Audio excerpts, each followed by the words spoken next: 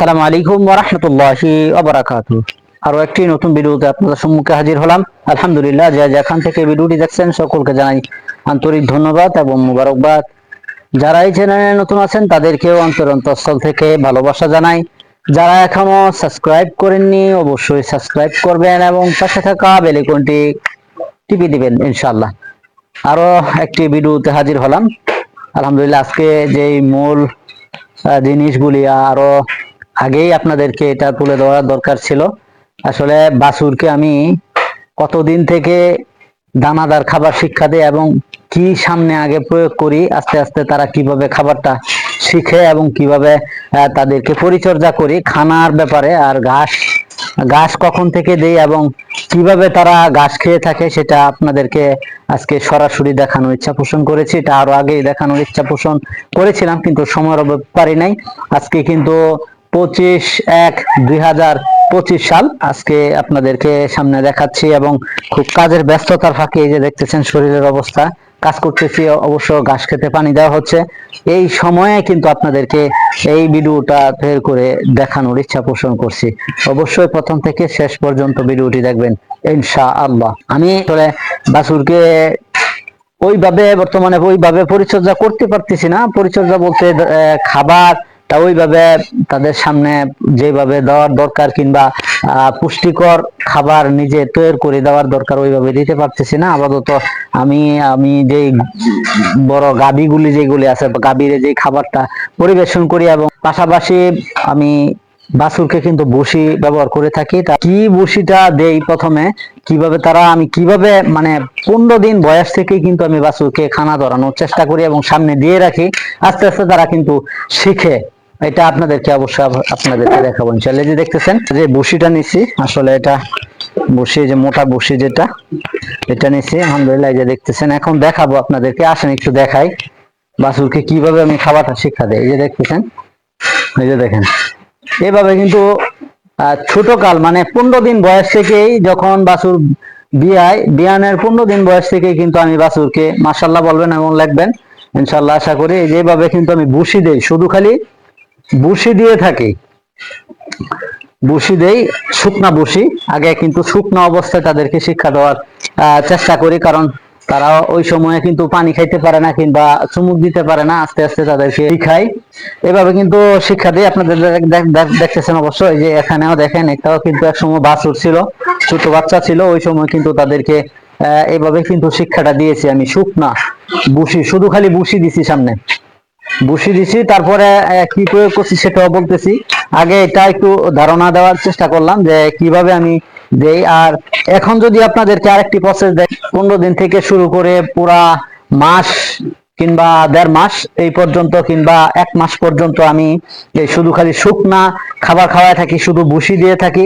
কিন্তু পরবর্তীতে আপনাদেরকে কি দেই সেটা আপনাদেরকে এখন দেখাচ্ছি। পরবর্তীতে যে কি সিস্টেম করি, এই যে গাভীর খাবারটা দিলাম, এখন আমি কিন্তু সুন্দর করে পানি দিয়ে, বেশি বেশি পানি দেব না, শুক মানে একবারে নরম নরম করে তাদেরকে আস্তে আস্তে শিখাবো। যেহেতু তারা 1 মাস বয়স হলে মোটামুটি বড় হয়ে যায় এবং পানি পিপাসা থাকে, এই জন্য কিন্তু তাদেরকে এভাবে শিক্ষা দেওয়ার চেষ্টা করি। আসলে এখানে যে সিস্টেম গুলা দেখাচ্ছি ওইভাবে কিন্তু খাওন দেই না আমি, কিন্তু এটা শুধু খালি আপনাদেরকে বোঝানোর চেষ্টা করতেছি কতদিন বয়স থেকে আমি বাছুরকে খানা ধরানোর চেষ্টা করি এবং কি কি প্রসেস আস্তে আস্তে কিভাবে ডেভেলপ করতে থাকি তাদেরকে। প্রথম এই শুধু খালি বসি দেই 15 দিন বয়সে, পরবর্তীতে 1 মাস বয়সে আমি তাদেরকে আস্তে আস্তে বসির সাথে খাবার দেওয়ার চেষ্টা করি, চেকচেকা। এটা এখন দেখাবো ইনশাল্লাহ। এই যে পরবর্তীতে কিন্তু এভাবে পানি দেই, পানি দিয়া দেখতেছেন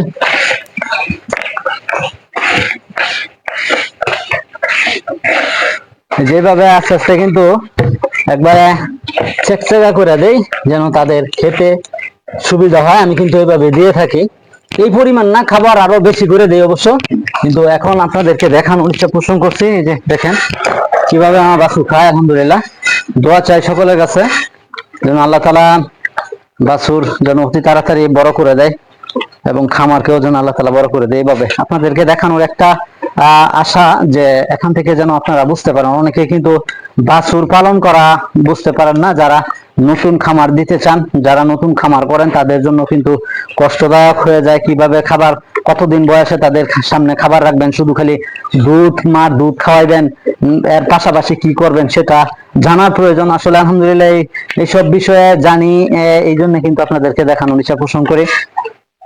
দেখতেছেন মাশাআল্লাহ কিভাবে খাচ্ছে। এদেরকেও যদি একটু দেখাই, এই যে দেখেন কিভাবে খায়। তো এক সময় বাচ্চা ছিল, এখন মোটামুটি আলহামদুলিল্লাহ বড় হয়ে গেছে। তবে শীতের কারণে এরকম পজিশন, শীত গেলে কিন্তু আল্লাহ দিলে মাশাআল্লাহ আস্তে আস্তে বড় হয়ে যাবে। এবং শীতের সময় আসলে গরু, বাছুর, ছাগল যেটাই কোন একটু দুর্বল হয়ে যায়, অবশ্য পরবর্তীতে আস্তে আস্তে কিন্তু ঠিক হয়ে যায়। রোদ উঠলে কিন্তু ঠিক হয়ে যাবে ইনশাল্লাহ।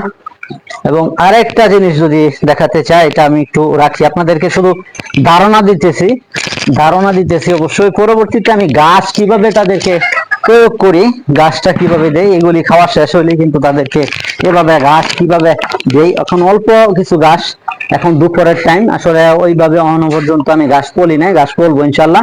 কিন্তু আপনাদেরকে বোঝানোর ইচ্ছা পোষণ করছি যেন আপনারা একটু বুঝতে পারেন। এই যে দেখেন মাশাআল্লাহ, আমার যারা হাইব্রিড ওয়ান মিষ্টি জাতীয় ঘাস, সুগার জাতীয় ঘাস, এগুলা কিন্তু প্রত্যেকটা গরুয়ে খাইতে খুবই পছন্দ করে। দেখছেন, আপনাদেরকে দেখাইছি কিভাবে বাছুরে খায়, ভাই একটু দেখাইতা বাছুরে কিভাবে খায়। আল্লাহ দিলে মাশাআল্লাহ দোয়া করবেন। আসলে এই যে এইভাবে কিন্তু খাবার তাদেরকে আমি শিক্ষা দিই, প্রথম থেকে শেষ পর্যন্ত আপনাদেরকে দেখানোর ইচ্ছা পোষণ করেছি। আসলে যারা গাছ যখনই আপনারা রোপণ করবেন, তখন কিন্তু আস্তে আস্তে বড় হয়ে যাবে, তখন এটা খাওয়াইবেন, মানে গরুর সামনে যখন পরিবেশন করবেন তাদের স্বাচ্ছন্দ্য বোধ করে কিন্তু এই যারা গাছটা খাতে চেষ্টা করবে, কারণ এটা সুগার জাতীয়, চিনি জাতীয়।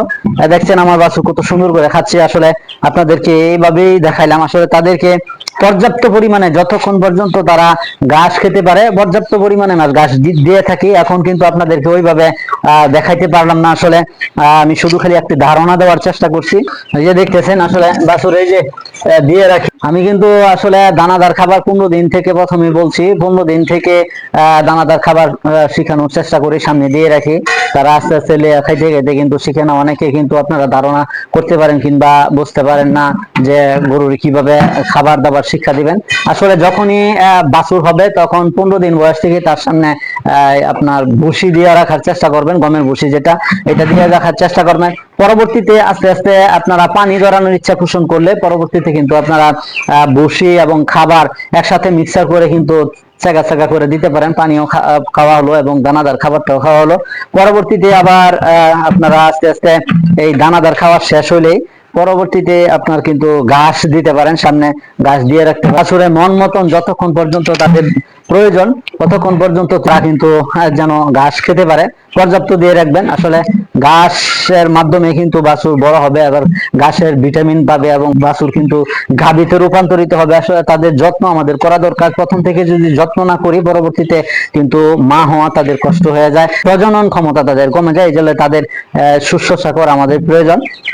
আমি 2 বেলা দানাদার খাবার দিয়ে থাকি, এক বেলা সকালে দানাদার খাবার দেওয়া হয়, এই যে সিস্টেমে আপনাদেরকে দেখালাম। এবং পরবর্তীতে কিন্তু দানাদার খাবার শেষ হইলেই কিন্তু আমি ঘাস দিয়ে রাখি, তারা ঘাস খায়।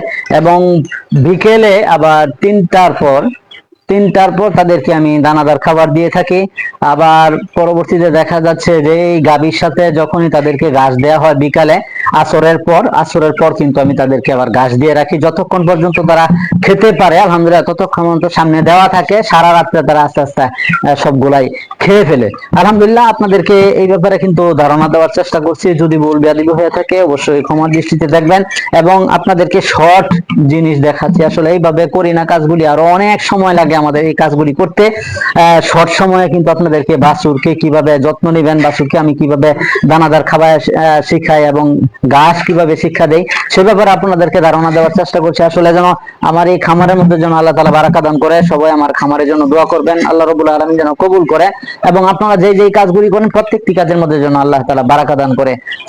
সকলের জন্য দোয়া করব এবং পরকালে যেন একসাথে জান্নাতে থাকতে পারি, সেই তৌফিক যেন আল্লাহ তাআলা আমাদেরকে দান করেন।